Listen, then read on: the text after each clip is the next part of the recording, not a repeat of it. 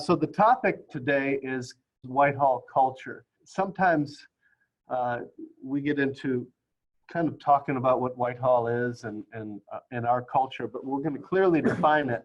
And we want everybody to kind of take note on our culture needs help here, or we have a different culture.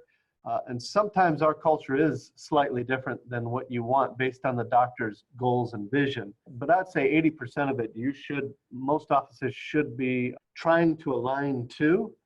And so we would want a kind of a checklist, if you will. Yes, our culture is strong in this point. And if not, list out why it's not and how you're working on it, each point, Greg. So the idea is to identify all the things that you're lacking in Whitehall culture and really try to work at fixing it. Again, there are certain things that might not align with your culture because of the vision's slightly different in your office. And so obviously some of it might not apply, but I would say 80–90% of it ought to apply to every practice. All right, so let's get started. First thing is really not culture, it's vision. Right. That's another way of talking about the doctor's goals over time, meaning has a vision for the practice in 3 years, 5 years, 10 years. What does the doctor want to see the practice evolve into? So what's the vision? What we've learned firsthand is that it takes a certain culture to achieve a vision, meaning so the doctor wants to be out of practice in 3 years, still have an income, still own the office, wants to have more patients than they did before. So that's vision. Right. They have this big boat they want to live on, or they have a cabin in the woods they want to be at, or whatever. That's vision. But then there's the culture that gets you there. And you might be, when we were talking about, Wes was talking about Whitehall culture, your antenna immediately goes up listening for things that, we don't do that here, or we don't do that here. There are certain goals that a doctor might have that require specific cultural outcomes, right? Okay? So when we talk about culture in Whitehall, typically we're talking about an office supporting associates as an owner doctor quietly and very gradually over a decade fades out. Yeah, having an owner who doesn't want to bring an associate can have a totally different culture than what we're going to lay out. But having a ownerless practice or practice with associate production is going to need, by and large, most of this culture ironed out in the practice to be really successful. Typically a one doctor office with no thought toward associates, it's a sugar daddy office where everybody loves this doctor or sugar mama, and the doctor loves them, and they have babies, and the babies can come to the office, and I get that. I get it. It's a culture. It's not a business. Well, it's a culture. It's kind of more of a family culture. And that works. It works in a one doctor office. Right. So as you get associates, the culture looks different. Now, here's what we're going to ask of you because you sat and listened to this. There's got to be some punishment. Right. Get your doctor's vision.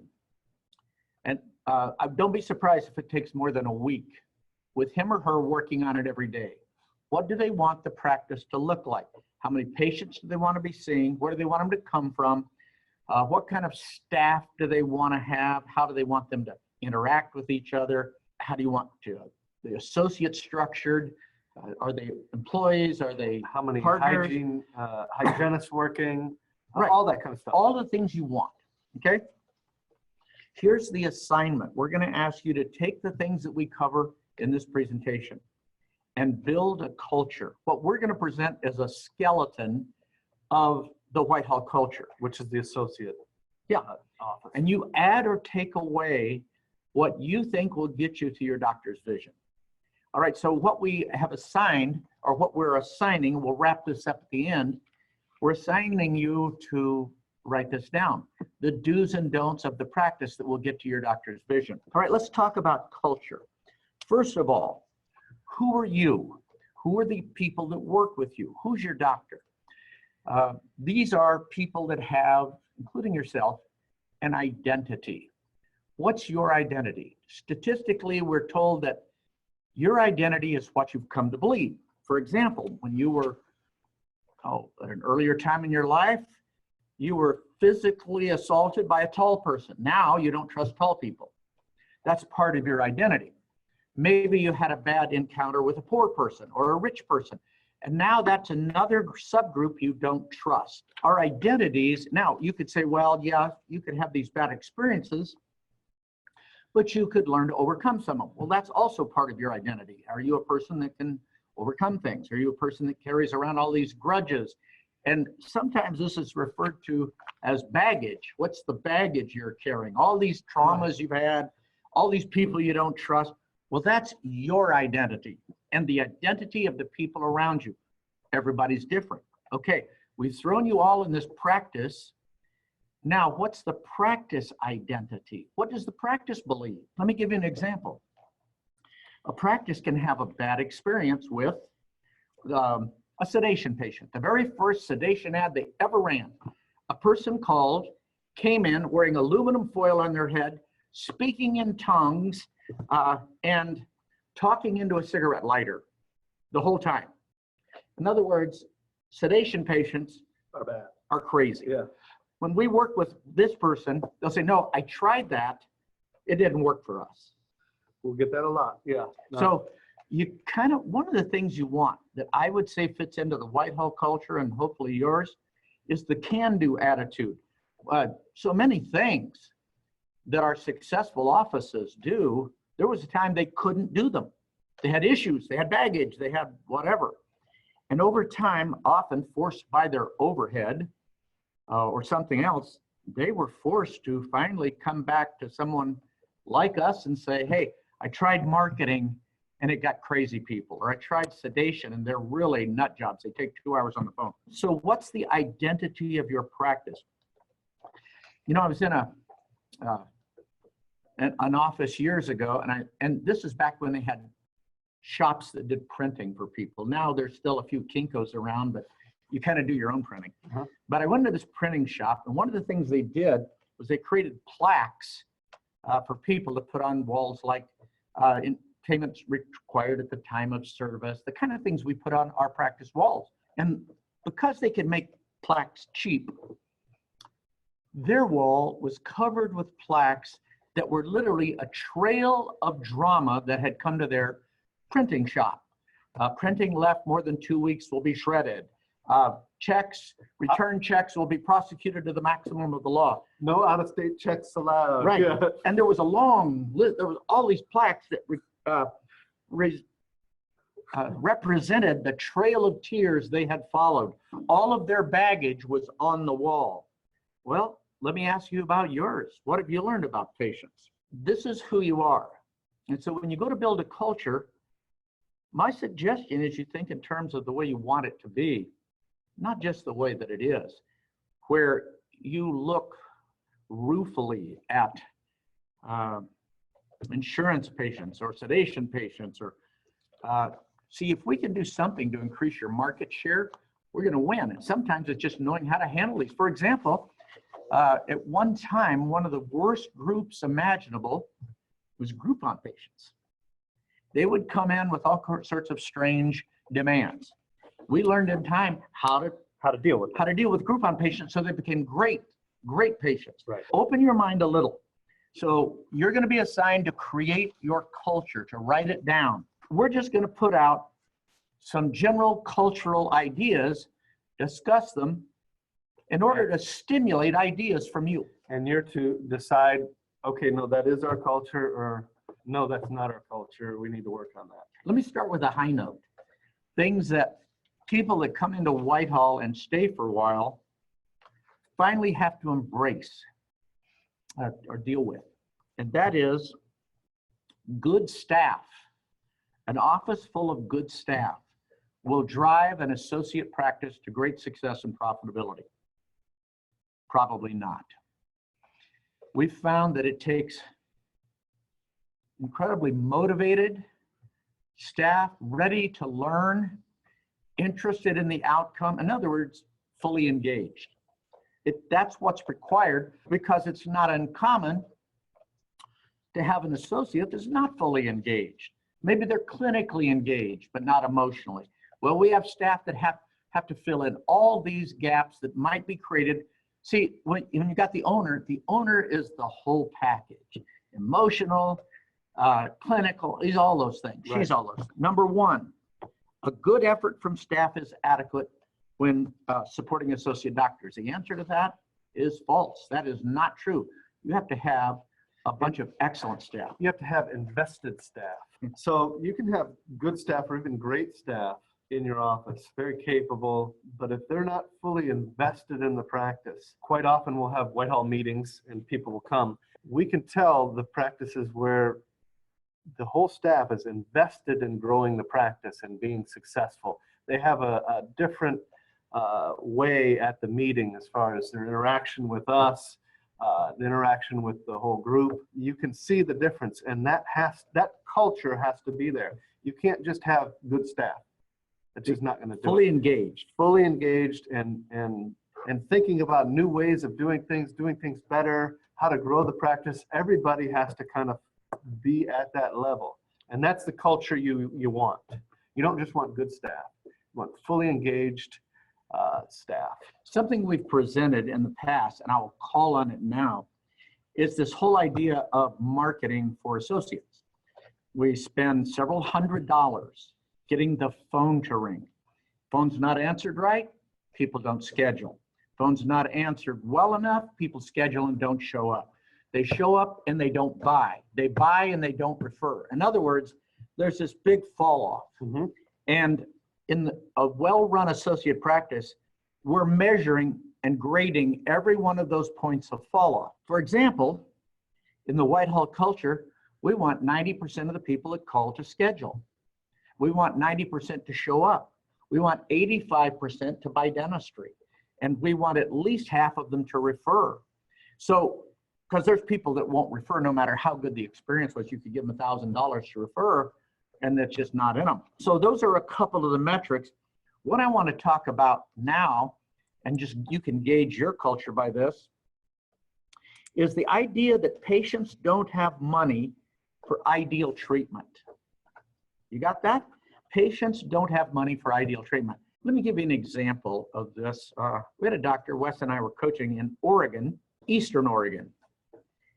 And he had heard the sedation story and was smitten. This is what he wanted. He wanted a big flow of sedation because they were bigger cases. Statistically, they are bigger cases, but what he learned the hard way, and it was a reminder to us, if you can't get the money from people on these big cases, in fact, his outcome was smaller cases. He had a $1,500 case average, and in the sedation world, it's typically $4,500 or more is the average because of all the neglected dentistry. But as we followed through his chain that I've been talking about, in the end, it came down to staff basically taking no for an answer. In other words, patients said, oh, that's great. I need all that. True. Yeah, I need it or I'm going to get sick and die. Yeah, but I don't have any money. And the staff said, okay, who's next? Yeah. So in Whitehall, let me give an example. If we have two practices, and one of the people in financial arrangements has this incredible can-do, empathetic sales attitude. She's really good at it, empathetic sales. And so we'll put her in a situation and we'll get one $18,000 case after another patched together with money from Care Credit, Aunt Jane, and all, charity or whatever. They'll patch it together, and another person will simply say, no, they didn't have any money. Send me another person. So you can see one of the things we accomplish with well-trained, highly motivated teams when they're facing this associate challenge.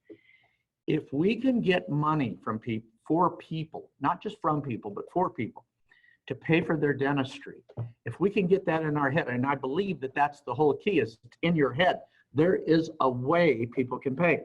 Well, it changes everything. All of a sudden, this flow you have through marketing, the people are buying dentistry. Whoever makes it to the office, we've come up with a way for them to buy something, maybe not everything, but we get something done. And so all of a sudden, we're winning with associate doctors. All right, next one. Actually, I had the next one, I encountered it at an office, and they're like having trouble with patients and their encounters with patients, and they literally sat me down and told me, can you show me a way to teach our patients the value of our time and our service? Because they were leaving patients wait out in the waiting room for 30, 40 minutes before they could see a doctor, they would leave. The patients would leave. And so they wanted me to tell them how to make the patient value their time and their schedule. When in fact, it should be the reverse, obviously. So patients need to be taught the value of our time and the value of our service. If that's your culture, and you do run into it, and you do run into it with staff, hygienists, and different parts of the practice, where they get kind of cutthroat with patients, you know, send them out a letter, fire the patient, you know, if they're late or that kind of thing, where your culture is kind of demanding that the patients conform. Now, there's all types of tricks to get patients to conform and to fill gaps, but is that the culture to really push the patients to really value your time and to value your service? can I tell you where that came from? Sure. I think it was invented in the specialty world. Mm-hmm. The world of dental specialists is where I've encountered it the most often, where a patient will be left waiting an hour and try to leave, and they'll be scolded for not valuing our time. Because the doctor is going to be with nobody on his schedule if you walk out of here, even though we just made the patient wait an hour. So that's kind of the culmination of that. It tends to come from offices that have patients given to them. Yeah, they're in an area that they're in super demand, and they can be bad because they can be. So yeah, you want to get that out of your practice. We'll see it sometimes in hygiene, where hygienists tend to have that type of attitude. And I've seen the other, where hygienists are incredible. A patient that couldn't be reconfirmed or confirmed shows up. We're not they expecting. double time it, right? They figure out a way Right. to, and not only do they wedge them in and get it done, But that's the attitude you want. and they don't Right. complain that better never happen to me again. Right. They That's really have the- an accommodating. That's the two of universes, and you want the culture of accommodation. All right, next, new marketing patients are bad. So we'll hear this a lot, where a practice struggles in getting marketing patients to do anything, to stick with the practice. They come in like tire kickers and leave as fast as they came. That is a belief that is out there with a lot of practice, a lot of staff. We know that you can get these patients to commit and to stick with the practice and do their dentistry. Maybe not quite as fast as your other patients, but pretty quick. It takes a lot of systems in place, but having that belief is not good. And when we talk about this, so this is our culture. What you can have is half the practice believes the right way and half don't. That's not what we're talking about. So half believe that marketing patients are bad and half believe they're good. That's bad culture. You need the whole practice to believe they're Well, good. it's not uncommon. It's like a mixed family with stepchildren. We have staff that came from a high-end cosmetic office in a rich area, and people that are in a high-volume insurance-driven practice.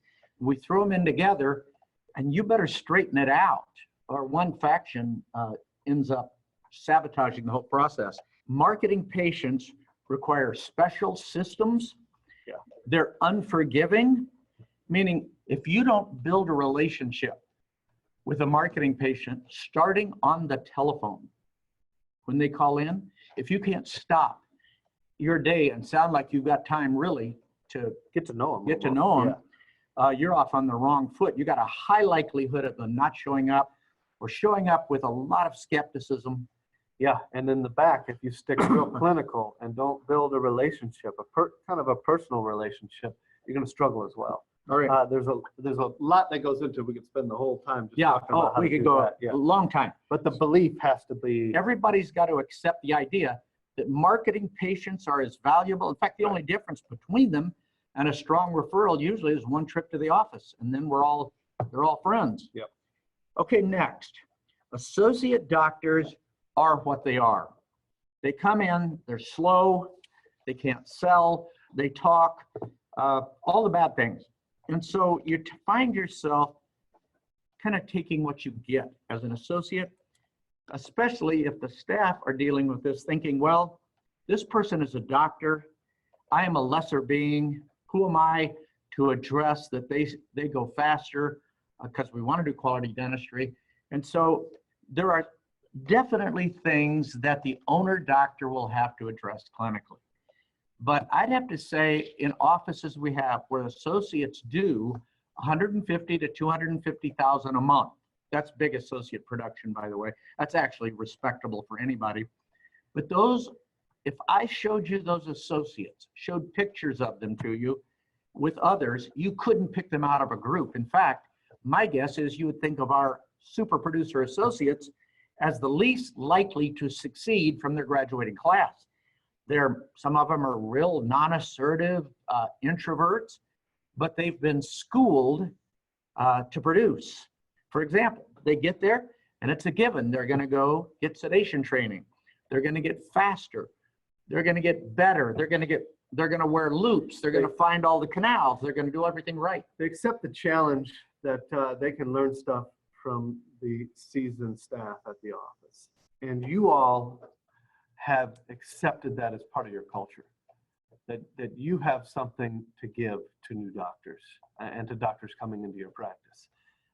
And that is a Whitehall thing. Not very common out there. Most staff, even though they know what good dentistry looks like, even though they could help a doctor with how their case presentation is done, they just won't say a word, mute, because she's the doctor. I can't. In our world, a staff doing their job will identify a successful associate in 4 months. In other words, in 4 months, they're catching on. They're getting faster. They're not missing anything. They're following all the steps. After 4 months, and what we don't want is what we call incremental improvement. Every month, they get a tiny, weensy bit better, so that after 3 years, they've never stopped growing, but they're still so far below the acceptable norm that it's ridiculous. So don't fall for that. Yeah, watch out for that routine. So doctors can be schooled by confident staff. Okay, next, one competent, motivated staff person in a practice is good enough. Obviously, when I say that, you realize, no, that's not true. But far too often, we are analyzing practices that have 1 or 2 key staff members that really drive the practice home. Here's what you have to keep in mind too. Those 1 or 2 people, though they might moan and groan about having to be the go-to person, having to be the person that collects on the big case, gets this done, gets that done, shows up early, stays, after all the griping and moaning, there's part of them that feels very secure knowing everybody else is a clock punching drone. Yeah, watch out for that too. You want to build a whole team, and it goes back to the first one, where the whole team is kind of in it with you. If you are the superstar, the one that's figuring everything out, you got to have a whole team of people who are invested in the practice and treat it like it's their own practice, and trying to figure out how to get the thing to grow and solving all the little problems that come up. These people are not uncomfortable with the idea of putting on a different hat, going out and collecting on a $22,000 case. It just reminds everybody how amazing they are. And that's one, I gotta admit, a doctor that doesn't have anyone like that would give anything to have one. But we've learned in the associate world, you better be working the whole team forward, or we quickly run out of great people. All right. Unattainable bonus is not an excuse for not giving raises. Greg, you want to? Sure, I've had doctors put bonuses into place, not always, but some. I'm pretty sure were clear there was no way people could get it. And every time staff would approach them and say, we're underpaid, Our compensation is not competitive with other offices. The doctor would simply push back and say, well, you have a bonus. If you want more money, go earn it. But this same doctor that says this might be in there talking so long to patients routinely that people in the waiting room end up leaving. People in hygiene end up leaving because they never gets there for the exam. In other words, creating a bonus that he or she doesn't support.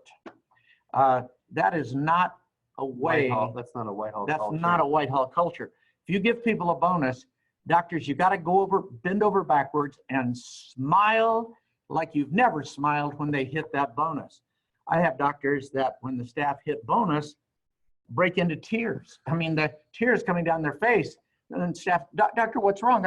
Well, I don't know where I'm going to pay how I'm going to pay my kid's grocery bill. You know, you've got to look excited and happy. See, when staff hit a bonus, typically a few $100s buys 30 or 40,000 of production.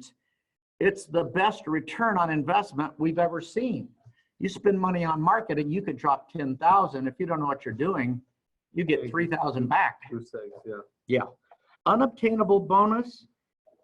Those of you who have been put on bonus and feel like your bonus is unobtainable, contact the Whitehall coach. Right. So that we can start working through this. And you know, because that's not Whitehall culture. I mean, to set up a bonus that nobody can get, that would be a big fail on this list. And staff will sometimes approach a doctor as a group or with a representative to their group that says, doctor, thanks for the bonus. It's okay. You keep that. Just give us all $250 an hour more money and we'll love you and we'll work hard. And some doctors do that and the status quo is maintained. Now the practice barely can make profit. With associates, it's probably unsurvivable. All right, next, practice leaders don't have to be respected. An employee is a superstar. We will see this from time to time with assistants, favorite assistants who didn't actually become a leader. They can be very disrespectful to the management of the practice. And the doctor's response is, oh, she's just like that. Yeah, right. You just deal with it. Yeah. Right. And she's in there causing all kind of havoc. The leader is completely out of control. So I guess I'd put it to you this way. As leaders of the practice, do you have somebody that's off limits to you to get rid of or tune up or get rid of?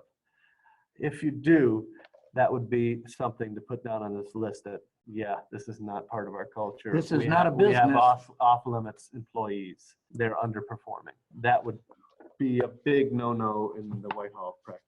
Well, you know what's scary is this could be you, even hearing us right now, sitting there in your office. You could be hearing this. We're talking about you and you don't know it's you. I always say, if you were a monster, would you know you're a monster? Probably not. Well, I have staff that violate basic rules of human rights. We had a hygienist once in Colorado who was so rude to people, to other staff. She could send 2 or 3 people a day down the hall crying, different assistants and so forth. Maybe another hygienist. She was so direct and cruel, always with a sharp hook barb on everything she said. And when we approached her about this, her response was, well, do you want me to lie or tell the truth? In other words, her spin was, my rudeness and crudeness is actually a benefit to the office because I'm so honest. Do you want the truth or not? Well, we already know we want people to be treated kindly. I don't care if you're right or wrong, we treat people kindly. Show them some human rights, some human respect. This idea that you're valuable, and here's some of the behavior that tends to grow out of this. When you sense your value, and for example, doctors tried to hire a couple people to work with you or under you or something, and no one even compares. The people they hire are sorry excuses for human flesh. They're bad. And that leaves this person a lot of times feeling like, I guess I'm pretty special. You broke the mold when you got me. And it tends to manifest with taking liberties, like being rude, taking extra days off, deciding you want to work from home, deciding you want to work part-time. And because you're so valuable, the doctor's terrified you'll leave and says, oh, okay. But then the other 9 people come and they want to work from home. Now everybody's at home. See, so that's not Whitehall culture. Practice leaders can do no wrong. We usually don't see this very often, but sometimes they can be abusive to the people underneath them. Usually the owner doctor, the way the system is, there's a lot of pressure on the leaders to bring home numbers and to have things run smoothly. So it's very clear, yeah, they can do wrong. But every once in a while, we'll run into the office where there is some abuse, if you will. Okay, and leaders can do wrong. We ask you to stay in the chain of command until you're really, really clear a leader is underperforming. Let me give you 2 examples. The leader is so meek, they don't make themselves understood. They come and say, you know, it'd really be nice if when patients come in, you would eventually get around to looking into this. And in other words, you don't even know what they're saying. They're so indirect. They're weak, or they're overpowering and abusive, like Wes was talking about. So maybe their training is inadequate. Maybe they want to see you fail, so it makes them look good. So we know how to identify leaders that have left the path.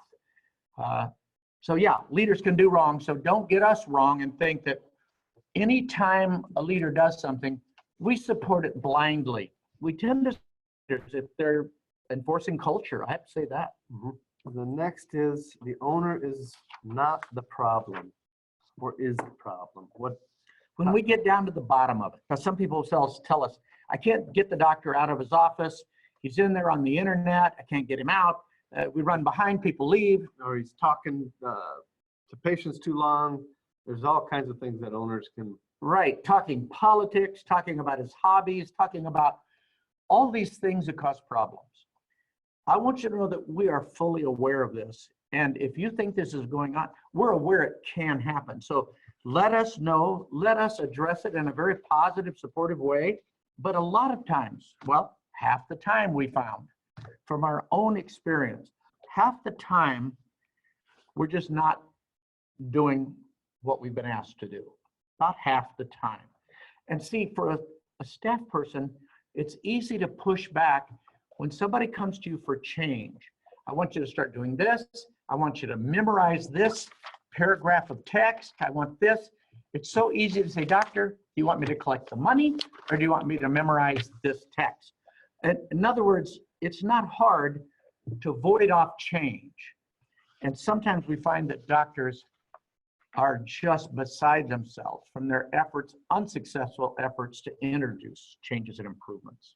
So it's about 50-50. So if you're pretty sure the doctor is doing or not doing something that would make all the difference, please contact us. Bonus can always be made fair. This we'll see quite a little bit, especially when we start working with an office. There's a lot of pushback from the staff about it's unfair for some reason. She's closer to the phone than I am, so she has more opportunity. Or I don't see any of the new patients. She controls the flow of patients. Right. Yeah. There's all kinds of reasons why bonus can not be fair, and it's true. It can't be fair. And accepting that is something that we ask as part of the culture. That we try to make it fair, but at the end of the day, it won't be fair. Some people have more opportunity than the others for different circumstances, different reasons. We would love to make it fair. Don't get us wrong. In fact, to the degree possible, we actually do try for that. But in the end, patients have to be served and impressed. And the person, for example, who gets a patient to write a check for $21,000 for something pretty significant, that person probably deserves a bit more bonus in the end than somebody that seated that patient. You know what I'm saying? In other words, we have to make some consideration to value contributed. Entrenchment can be overlooked. No, the answer is it cannot be overlooked. And that's something we talked about that Right. kind of dovetails into another Presentation. well, and another one where, yeah, you can't have staff off limits Yeah, to now- leadership. Okay, but entrenchment is a different creature. Mhm. A superstar assistant that's still at the top of her game, that presents a challenge to leaders if she decides to fight the leader. Okay, here's a different one. Entrenchment is somebody that used to be at the top of their game. And after they were there 19 years or 26 years, they've kind of let their focus drift. They're not the big contributor, but you know what? They don't see it that way. They still remember the glory days when they were the superstar. They let their game slip, and they still want the respect of a full power producer, a real innovator, when in truth, they've slid back into just punching the clock. But because they're there a long time, they're getting paid a lot of money, everybody respects them. The doctor wouldn't dream of not only replacing them, but even addressing them to do better. So that's entrenchment. And I'll tell you, if you're going to run a successful associate practice by the Whitehall culture, that has to be addressed. Everybody's got to step up. And I will tell you this from experience, most entrenched employees, not only when challenged will they step up to their former level, they feel better about themselves. It's kind of what made the practice exciting, was the challenge that they stepped up to. All right, bonuses solves most management problems. Tells us when bonus is off track, Greg. Bonus. When you get your bonus right, let me give you an example. I think we have on our list of front desk symptoms of an undermanaged front desk. In other words, things that if you see this, it means whoever's in charge at the front desk is asleep at the switch. There's 64 of them. Everything from how the phones answered, the money's collected, the people greeted, there's a long, distinguished list. When the bonuses are right, those things, nearly all of those things, Just about all of them, tend to tune themselves up. Right. And without that, the leader of the front desk plays whack-a-mole. Got a problem here. Hey, problem over there. Whoa. And they're just running around, putting out fires, and they are and appear inefficient, and the practice is off track. People get a bad experience. treating patients and staff the way you would want to be treated, a respect issue. Some offices really have a problem with this, sometimes with each other and sometimes with patients, in kind of guilting patients into moving forward with treatment and almost trying to scare them. Subtle shaming. Right. For example, person calls, first thing we do, how long has it been since you were at a dentist? You're kidding me, right? 12 years? Are you serious? Were you homeless? What was your issue? You know, in other words, would you want it to be treated that way? And everything from when they come in the office, the old days of sliding open the glass window, slapping down a clipboard, slamming it closed, coming back 30 minutes later. Have you got the clipboard filled out? Okay, here's some more forms, fill these out. In other words, treating people the way you wouldn't want to be treated. Now, in medicine, you go into a medical office and there's actually exceptions now. I remember when I hadn't encountered an exception, but the feeling is there's so many of you stinking patients, there's more than we can handle. Wait your turn, shut your mouth, get in line. Well, Yeah. why do they treat people that way? Because they can get away with it. In dentistry, there is a competition for the top level of patients. The people that will take steps, show the maturity to take care of their mouth. There's competition for that. Yeah, so we tend to have to fight very hard To impress them. Yeah. So if you're outside the bounds here, that would not be good. Now, we also mentioned here treating staff the way you would want to be treated. If you're normal, we accept it. We all start at normal. There will be factions formed in an office. People of the same religion, people who went to the same school, people that know the same people. Factions, we work together at this other office, all 4 of us. And so you become a faction because you know each other so well. How would you like there to be a faction in your office that you're not part of? Feel like you're being mistreated, you're the last to know things, you're probably being underpaid compared to that. In other words, all your mind becomes suspicious.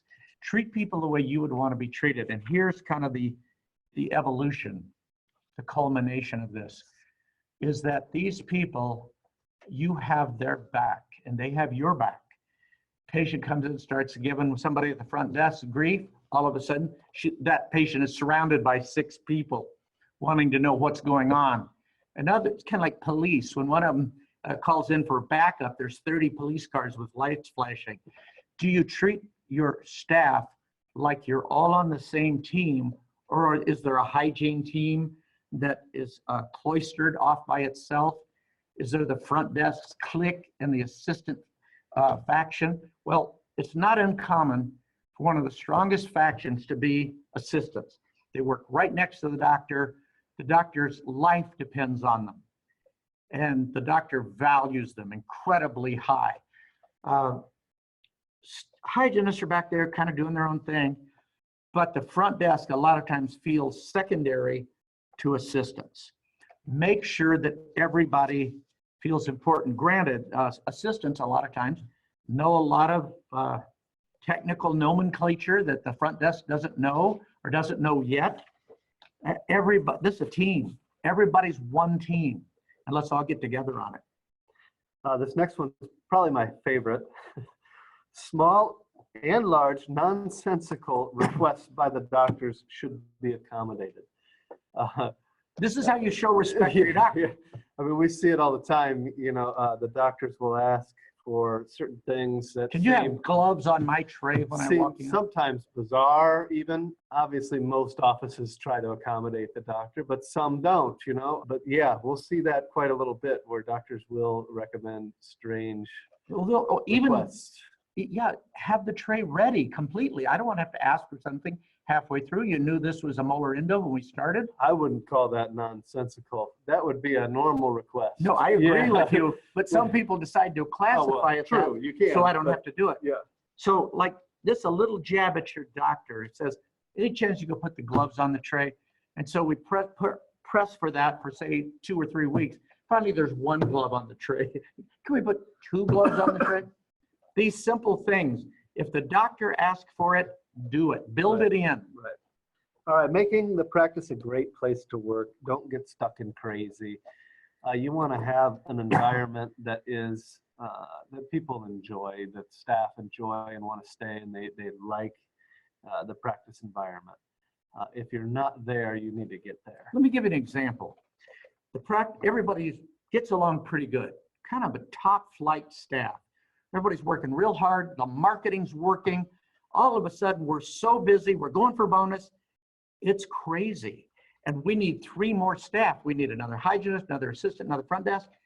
And without it, we are stuck in crazy. Yeah. And so what happens, you stay there for 3 or 4 months, you burn out, and the patients go away because you subtly started treating them differently. Or you lose staff. Yeah. Staff can't handle the pressure or the volume. And all of a sudden now you become like a training mill. When it gets crazy, call your coach and let's plan our move forward if we're going to move forward.